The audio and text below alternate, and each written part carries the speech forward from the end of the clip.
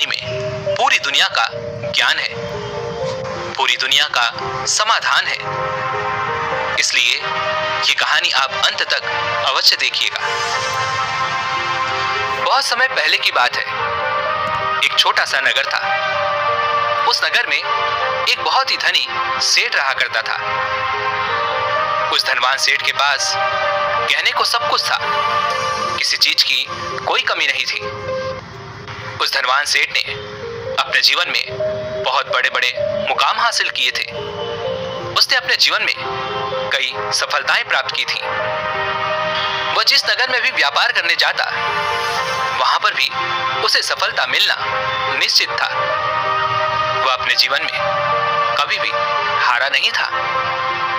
उसका व्यापार भी खूब जोरों शोरों से चल रहा था।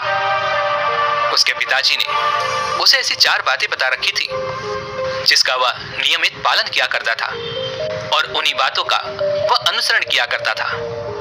और उन्हीं बातों की वजह से उसका जीवन बड़ा ही सुखमय था। वह जीवन के हर क्षेत्र में सफल था। ऐसे ही काफी समय बीत गया और अब वो धनवान सेठ काफी बूढ़ा हो चुका था। अब उसे लगने लगा था कि मेरी मृत्यु बहुत नजदीक है, मेरी मृत्यु कभी भी हो सकती है। और वह जानता था कि उसका बेटा बहुत भोला है, बहुत नादान है। उसे अभी दुनियादारी की समझ नहीं है। इसलिए उसने अपने बेटे को अपने पास बुलाया और अपने बेटे से कहता है, बेटा, मैंने अपने पिताजी से 4 बातें सीखी थी और उन्हीं बातों को मैंने अपने जीवन में उतारा। उन्हीं के अनुसरण की वजह से आज मैं अपने जीवन में इतना सफल हूँ, अपना जीवन सुखमय पूर्वक बिता रहा हूँ। उन्हीं बातों की वजह से आज मैं इतना सुखी हूँ, संतुष्ट हूँ और इतना धनवान हूँ। ना ही कभी मुझे कोई बीमारी हुई और ना ही मुझे कभी कोई धन की कमी हुई। और तुम देख ही पा रहे हो कि मैं इस नगर का सर्वश्रेष्ठ धनवान हूँ। लेकिन आज मेरे पास जो कुछ भी है मैं उससे संतुष्ट हूँ, मैं खुश हूँ। लेकिन मैं चाहता हूँ कि तुम मुझसे भी आगे बढ़ो, तुम और नाम कमाओ, तुम और धन कमाओ, लोग तुम्हारे बारे में जाने, तुम्हें पहचाने। क्योंकि हमारा समय कुछ और था और तुम्हारा आने वाला समय कुछ और ही है। उस धनवान सेठ ने अपने बेटे को अपने और करीब बुलाया और उससे कहने लगा, बेटा, आज मैं तुमको दुनिया की ऐसी 4 महत्वपूर्ण बातें बताने जा रहा हूं जो मुझे मेरे पिताजी ने बताई थी और इसी के कारण आज मैं इतना सफल हूं।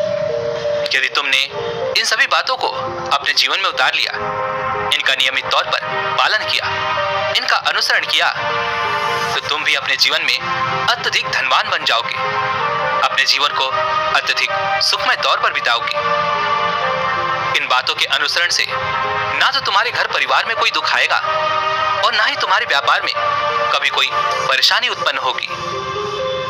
इतना कहकर वह धनवान सेठ अपने बेटे को वो 4 बातें बताना शुरू करता है। वह कहता है, बेटा, सबसे पहली बात है कि काम पर छांव में जाना और छांव में आना। दूसरी बात, अपने घर के चारों तरफ चमड़े की बाड़ रखना। तीसरी बात, हमेशा मीठा करके खाना।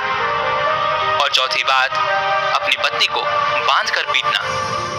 इतना कहकर वह धनवान सेठ अब निश्चिंत हो चुका था। वह यह जानता था कि उसका बेटा बहुत भोला है। वह अपने पिता की बात अवश्य मानेगा और इन सभी 4 बातों को वह अपने जीवन में उतारेगा और इनका अनुसरण भी करेगा। देखते देखते कुछ महीने बीत गए और फिर एक दिन वह धनवान सेठ मृत्यु को प्राप्त हो गया। अपने पिता की मृत्यु के बाद उस धनवान सेठ के बेटे ने उन सभी 4 बातों को एक कागज पर लिख लिया ताकि वह उन्हें भूल ना जाए। और उन्हीं बातों को वह अपने जीवन में उतारने लगा। उन 4 बातों का वह अनुसरण करने लगा। सबसे पहली बात जो उसके पिता ने उससे कही थी, छांव में जाना और छांव में आना, तो उसने अपने घर से लेकर अपनी दुकान तक पूरे रास्ते पर एक टेंट लगवा दिया, क्योंकि उसके पास पैसा तो बहुत था और उसे कोई रोकने वाला भी नहीं था। जब भी कोई उसे पूछता कि आखिर तुमने ऐसा क्यों किया, तो वह उसके जवाब में बस इतना ही कहता कि मेरे पिताजी ने मुझसे ऐसा ही करने को कहा है। इसके बाद उसने अपने पिता की अगली बात का अनुसरण किया। उसने अपने घर के चारों तरफ चमड़े की बाड़ खड़ी करवा दी। उसने अपने घर के दोनों तरफ चमड़े की बाड़ खड़ी करवा दी। उसने अपने घर के दोनों तरफ चमड़े की एक दीवार खड़ी करवा दी। यह देखकर आसपास के लोग बहुत क्रोधित हो गए। वे लोग उसे झगड़ा करने पर भी उतर आए। कई लोगों ने तो उससे यह तक कह डाला कि आखिर तुमने ऐसा क्यों किया? चमड़े की बाड़ तुमने क्यों खड़ी करवा दी? चमड़े से बहुत बदबू आती है और इससे हमें तकलीफ होती है। इसे आज ही निकलवा दो। लेकिन कोई उसका कुछ भी ना बिगाड़ सका, क्योंकि उसके पास बहुत पैसा था। इसलिए कोई भी व्यक्ति उसका ज्यादा समय तक विरोध न कर सका। और उसने भी यह मन बना लिया था कि वह अपने पिता की सभी बातों को पूरे दिल से मानेगा। उसके पिता ने उससे तीसरी बात कही थी, मीठा करके खाना, जिस कारण वो अपनी पत्नी से हर रोज खाने में कुछ मीठा ही बनवाता था। कभी सेवइयां, कभी खीर, कभी हलवा, तो कभी मिठाइयां। वह हमेशा यही सब खाता रहता। और उसके पिता ने उससे जो चौथी बात कही थी, अपनी पत्नी को बांध कर पीटना, जिस कारण वो हर रोज अपनी पत्नी को बांध कर पीटा करता था।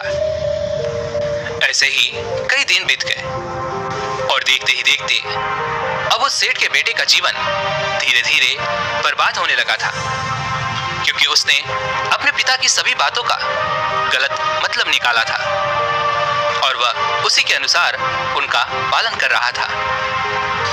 देखते देखते उसका उतना बड़ा व्यापार अब ठप होने लगा था। देखते देखते उसका उतना बड़ा व्यापार अब ठप होने लगा था। उसके यहाँ पर ग्राहकों की संख्या कम होने लगी थी, क्योंकि जब उसका मन करता तब वह दुकान जाया करता और जब उसका मन करता तो वह दुकान से वापस घर लौट आता। उसका अपने पिताजी के उस कारोबार में मन नहीं लगता था, जिस कारण उसके सारे ग्राहक अब उससे नाराज होने लगे थे। उसके सारे ग्राहक अब एक एक करके उस दुकान को छोड़ते चले जा रहे थे। इसी कारण उसका पूरा व्यापार अब ठप हो चुका था। जिस व्यापार को खड़ा करने में उसके पिताजी ने खून पसीना एक कर दिया था, उस व्यापार को उसने कुछ ही महीनों में पूरी तरह से बर्बाद कर दिया था। अब उसका धंधा बहुत कम हो चुका था, जिस कारण वो बहुत परेशान रहता था, बहुत चिंतित रहता था। और जो उसने चमड़े की दीवार खड़ी करवाई थी, उस कारण आसपास में बहुत गंदी बदबू फैल चुकी थी। इसलिए जो भी उसके आसपास रहते थे, उन सभी ने वह घर छोड़कर कहीं और पर अपना बसेरा बसा लिया। चमड़े की बदबू के कारण अब उसके घर में भी कोई नहीं आता था। यहाँ तक कि उसके मित्र और उसके रिश्तेदार भी उस घर में आने से कतराते थे। लेकिन अब भी उसे यह समझ नहीं आ रहा था कि आखिर ये सब हो क्यों रहा है। वो बहुत परेशान रहने लगा था और वह हमेशा मीठा भोजन किया करता था, जिस कारण उसका वजन बहुत ज्यादा बढ़ चुका था। और इस मोटापे के कारण उसके शरीर में न जाने कितनी सारी बीमारियों ने अपना घर बना लिया था। आए दिन अब उसके घर पर वेद आने लगे थे। इन्हीं कारणों से अब उसका पैसा भी इन चीजों में बर्बाद होने लगा था। और अपने पिता की जो चौथी बात उसने मानी थी, वह थी अपनी पत्नी को बांध कर पीटना, जिसकी वजह से उसकी पत्नी उससे नाराज हो गई और वह घर छोड़कर अपने मायके लौट गई। उसने अपनी पत्नी को मनाने की कोशिश लौट गई। उसने अपनी पत्नी को मनाने की कोशिश की, तरह तरह के उपाय किए, लेकिन उसकी पत्नी नहीं मानी। और वैसे भी कोई भी स्त्री ऐसे मर्द के साथ क्यों रहना चाहेगी जो उसे बेवजह ही बेबात पर ही बांधकर पीटता हो। देखते देखते अब उस सेठ के बेटे का पूरा जीवन बर्बाद हो चुका था। ना तो अब उसके पास वो व्यापार बचा था, ना ही धन, ना ही उसकी पत्नी, और ना ही वो रिश्तेदार जो पैसों के लिए उसके आसपास घूमा करते थे। और तो और अब उसका स्वास्थ्य भी ठीक नहीं रहता था, जिस कारण वो बहुत चिंतित रहने लगा था, बहुत परेशान रहने लगा था। उसे ये सब समझ ही नहीं आ रहा था क्या हो रहा है और क्यों हो रहा है। इन सभी बातों को लेकर वो बहुत परेशान रहता और वो मन ही मन अपने पिताजी को कोसा करता। वह कहता, पिताजी, आपने तो मेरा पूरा जीवन बर्बाद कर दिया। आपकी उन 4 बातों के कारण आज मुझसे मेरा सब कुछ छिन चुका है। ना तो मेरे पास वो व्यापार रहा, ना ही धन दौलत, ना ही वो रिश्तेदार, ना ही मेरी पत्नी, और यहाँ तक कि मेरे स्वास्थ्य ने भी मेरा साथ छोड़ दिया है। आप ही के कारण आज मेरा पूरा जीवन बर्बाद हो चुका है। यदि मैंने आपकी वो 4 बातें ना मानी होती, यदि मैंने उन्हें अपने जीवन में ना उतारा होता, तो आज मैं एक सुखमय जीवन जी रहा होता। आपकी इन 4 बातों पर चलकर मुझे क्या मिला? मैंने एक आज्ञाकारी बेटे की तरह आपकी सारी बात कर मुझे क्या मिला? मैंने एक आज्ञाकारी बेटे की तरह आपकी सारी बातें भली भांति मानी, उन पर यकीन किया, उनका अनुसरण किया। लेकिन मैं ही मूर्ख था जो मैंने आपकी उन बातों पर आंख बंद करके यकीन कर लिया। इतना कहकर वो फूट फूट कर रोने लगा। तभी उसे एक दिन पता चला कि उसके पास के नगर में एक साधु आए हुए हैं, और वह साधु सभी की समस्याओं का हल बताते हैं। चाहे कैसी भी समस्या हो, वह उसका निवारण अवश्य करते हैं। यह सुनकर उसने सोचा कि चलो एक बार मिलकर देखता हूँ, हो सकता है कि मेरी भी समस्या का समाधान मुझे मिल जाए। इस आशा के साथ वह उन साधु के पास पहुंचा। वहां पहुंचकर सीधा वो उनके चरणों में जा गिरा और जोर जोर से रोने लगा। वह कहने लगा, हे गुरुवर, अब आप ही मुझे बचा सकते हैं।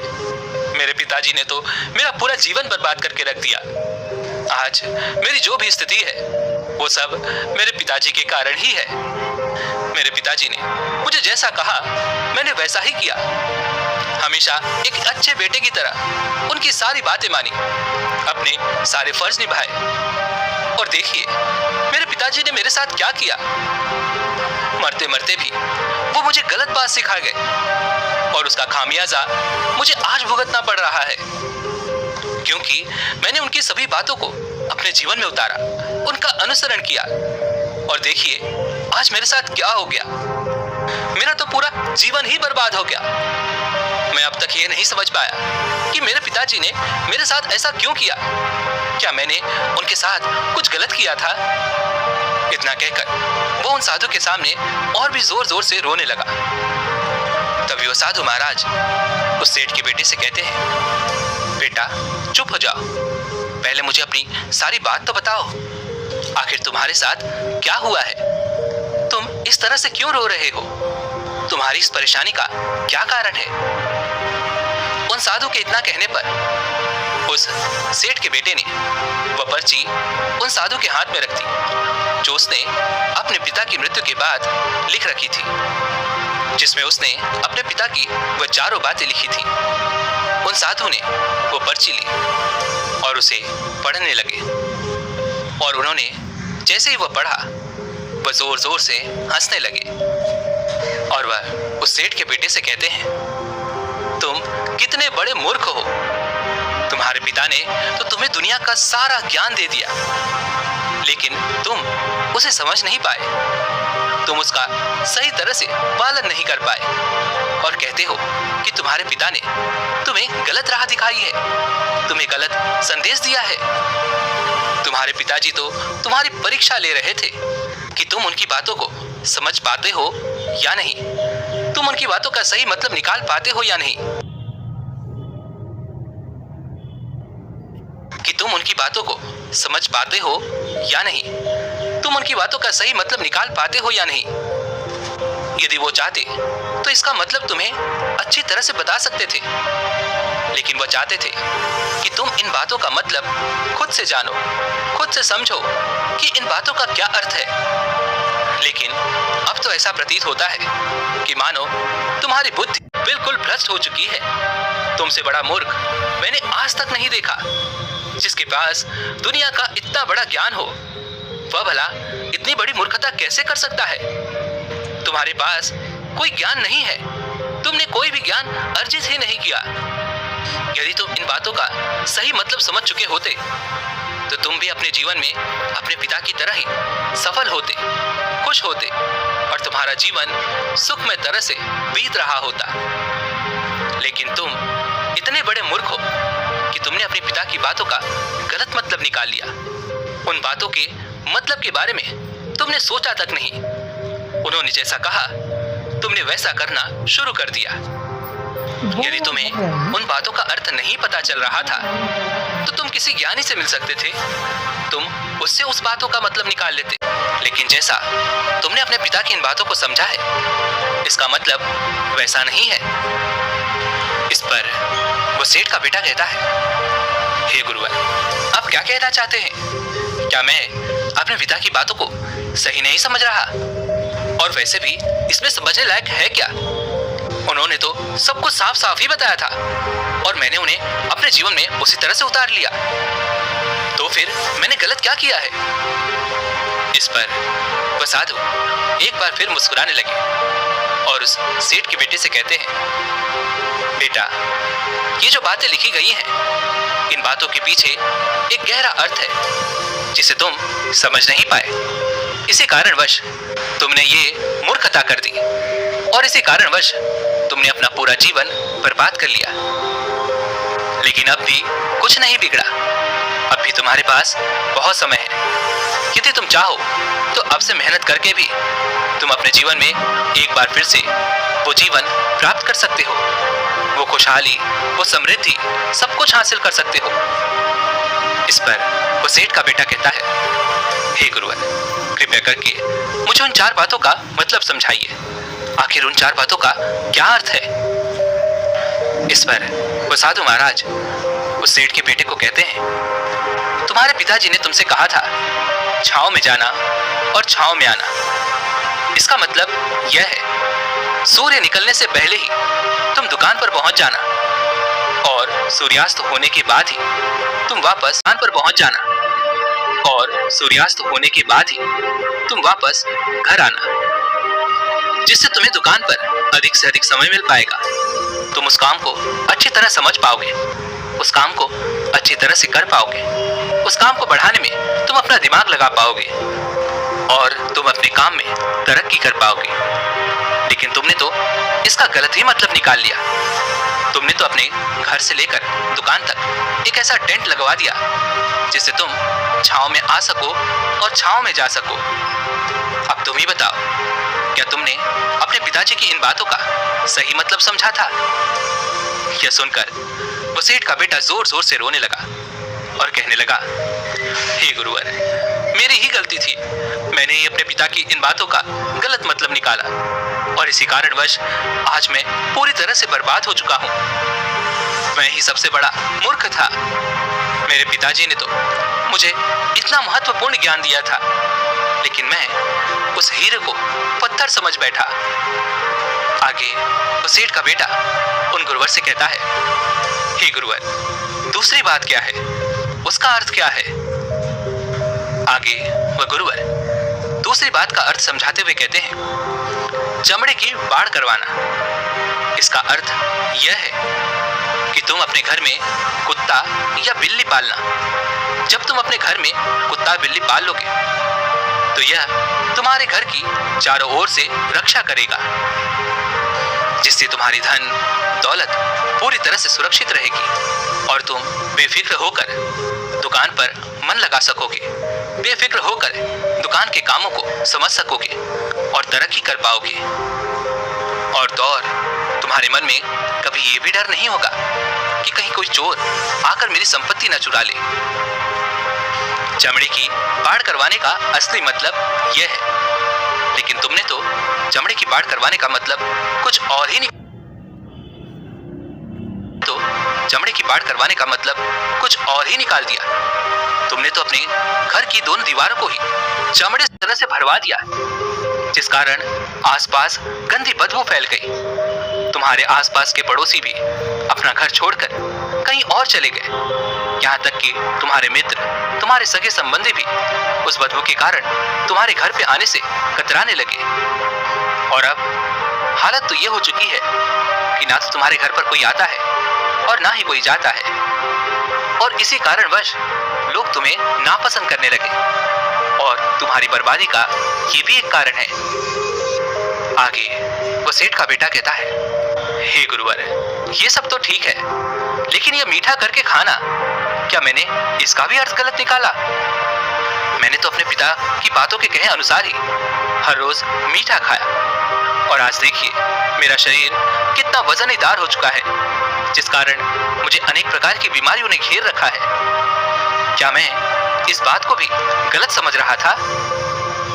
इस पर वह साधु उस सेठ के बेटे से कहते हैं, हाँ, तुमने इस बात का भी गलत मतलब ही निकाला है। मीठा करके खाने का अर्थ यह है कि जब भी तुम्हें भूख तेजी से लगे तभी तुम्हें भोजन करना है, ना उसके पहले और ना उसके बाद। अन्यथा यदि तुम्हें भूख ना लगी होगी और तुम्हें भोजन मिल जाए तो तुम उस भोजन की कभी कदर नहीं करोगे। फिर चाहे वो भोजन कितना भी स्वादिष्ट क्यों ना हो, फिर चाहे वो भोजन कितना भी लाजवाब क्यों ना हो, तुम उसकी कदर कभी नहीं कर पाओगे, तुम उसका सम्मान कभी नहीं कर पाओगे। किंतु जब एक व्यक्ति को जोरों की भूख लगी होती है तो उसके सामने यदि तुम सूखी रोटी भी रख दो तो भी वो उसके लिए किसी पंचमेल से कम नहीं है। वह उसे प्रेम पूर्वक खाता है, उसका आदर करता है, उसका सम्मान करता है, और वह रोटी उसे मीठी लगती है। इसीलिए मीठी लगती है। इसीलिए तुम्हारे पिताजी ने यह कहा था कि भोजन मीठा करके खाना, जिससे तुम्हारा स्वास्थ्य भी अच्छा रहेगा। क्योंकि जब एक व्यक्ति को भूख लगी होती है और उस समय पर जब वो भोजन करता है तो वह उसके लिए एक अमृत समान होता है, और वहीं पर जब किसी व्यक्ति को भूख ना लगी हो और ऐसे समय पर वो भोजन करता है तो वह उसके लिए विष समान है, वह उसे बहुत नुकसान पहुंचा सकता है। लेकिन तुमने तो इसका भी गलत मतलब निकाला था। तुम हर रोज मीठा खाने लगे, जिस कारण तुम्हारा वजन बढ़ने लगा, और इसी कारणवश तुम्हारे शरीर में अनेक रोगों ने अपना घर बना लिया और यह तुम्हें मृत्यु के करीब ले जा रहा था। इसलिए आज से जब भी तुम्हें जोरों की भूख लगे तभी भोजन करना, जो तुम्हारे लिए अत्यधिक फायदेमंद होगा और तुम्हारे शरीर को हमेशा निरोगी बनाने में तुम्हारी मदद करेगा। और जब भी तुम्हें भोजन की आवश्यकता ना हो, तुम्हें भूख ना लगी हो, ऐसे समय पर भोजन कभी ना करना। ये तुम्हारे लिए बहुत नुकसानदायक साबित होगा। और यही तुम्हारी तीसरी गलती थी, जिस कारण तुम्हारा पूरा जीवन बर्बाद हो रहा था। आगे वह सेठ का बेटा बर्बाद हो रहा था। आगे वह सेठ का बेटा कहता है, किंतु हे गुरुवर, चौथी बात तो बिल्कुल साफ लिखी गई है, अपनी पत्नी को बांध कर पीटना। तो क्या इसका अर्थ भी कुछ और है? क्या मैंने इसका भी गलत मतलब निकाला है? इस पर वह साधु कहते हैं, हाँ बेटा, अपनी पत्नी को बांधकर पीटने का अर्थ ये नहीं है कि तुम रोज उसे बांधकर पीटो, बल्कि इसका अर्थ तो यह है कि जब भी तुम दोनों के बीच में कोई आपसी मतभेद हो जाए, कुछ नोकझोंक हो जाए, तो तुम अपनी पत्नी पर हाथ मत उठाना। जब तक कि एक स्त्री की कोई औलाद नहीं होती, तब तक वह स्त्री पूरी तरह से मानसिक तौर पर अपने आप को मुक्त समझती है, और जब एक स्त्री की औलाद हो जाती है तो वह अपने रिश्तों में बंध जाती है। और वह अपने रिश्ते को पूर्णतः निभाने का हर मुमकिन प्रयास करती है। और ऐसे समय पर यदि तुम्हारे बीच कुछ नोकझोंक हो जाए, कुछ गलतियां हो जाए, और ऐसे समय पर यदि तुम उस पर हाथ भी उठा देते हो, तब भी वो तुम्हें छोड़कर कभी नहीं जाएगी। क्योंकि एक स्त्री अपने पति को जरूर छोड़ सकती है, लेकिन अपनी औलाद को नहीं। लेकिन इसका अर्थ ये भी नहीं है कि तुम अपनी पत्नी पर हाथ उठाओ, बल्कि तुम्हारे पिताजी का यहाँ पर कहना यह था कि जो भी कोई व्यक्ति तुम्हारे साथ किसी रिश्ते में जुड़ा हुआ है, उसे अपने रिश्ते में कुछ इस तरह से बांध लो कि वह तुम्हें नुकसान ना पहुंचा सके, वो तुम्हारे साथ कुछ गलत ना कर सके, वो तुम्हारा फायदा ना उठा सके। और हमेशा अधिकांश लोग अपने जीवन में यही गलतियां करते हैं। वह अपने नए रिश्ते को कभी समय नहीं देते, जिस कारण उनका रिश्ता उतना मजबूत नहीं हो पाता, और इसी कारणवश वो अपने रिश्ते से हाथ धो बैठते हैं। और यही गलती तुमने भी की। तुमने तो अपनी पत्नी को बांध कर पीटा है, तो भला वो तुम्हें कैसे माफ कर सकती है? और यही कारण है कि वह तुम्हें छोड़कर चली गई। तुमने जो अपनी पत्नी के साथ किया वो माफ कर चली गई। तुमने जो अपनी पत्नी के साथ किया वो माफी के लायक नहीं है, लेकिन तुम्हें अपनी पत्नी से माफी मांगनी चाहिए, क्योंकि तुमने गलत किया है। इसलिए जाओ और अपनी पत्नी से माफी मांगो, उसे वापस घर लाओ। और यही वो 4 बातें थी जो तुम्हें तुम्हारे पिता ने समझाने का प्रयास किया था, लेकिन तुमने इन सभी बातों का गलत मतलब निकाला, और इसी कारणवश तुम पूरी तरह से बर्बाद हो गए। किंतु अभी भी तुम्हारे पास बहुत समय है। यदि तुम इन सभी बातों का सही अनुसरण करते हो, तो तुम अपने जीवन में एक बार फिर से वो सब कुछ हासिल कर सकते हो जो तुमने खोया है। ये सारी बातें हमारे जीवन की पूरी परेशानियों का समाधान है। तुम किसी भी तरह से इनको देख सकते हो। यदि तुम कामयाब होना चाहते हो, तब तो तुम्हें मेहनत करनी ही होगी। सूर्य निकलने से पहले तुम्हें अपने घर से निकलना होगा, और हमेशा सूर्य के ढलने के बाद ही तुम्हें घर वापस लौटना होगा, ताकि धन दौलत को कोई तुमसे छीन ना ले। तुम्हें अपने रिश्तों को कुछ इस तरह से बांधना होगा ताकि वो रिश्ते तुम्हें परेशान ना करें, तुम्हें तकलीफ ना पहुंचाएं, तुम्हारा फायदा ना उठाएं, और तुम्हें कभी नुकसान ना पहुंचा सकें। और हमेशा एक अच्छा और स्वस्थ भोजन करना जब तुम्हें भूख लगी हो, ताकि तुम्हें जो भी सांसें मिली हैं तुम उसे खुशी खुशी जी सको।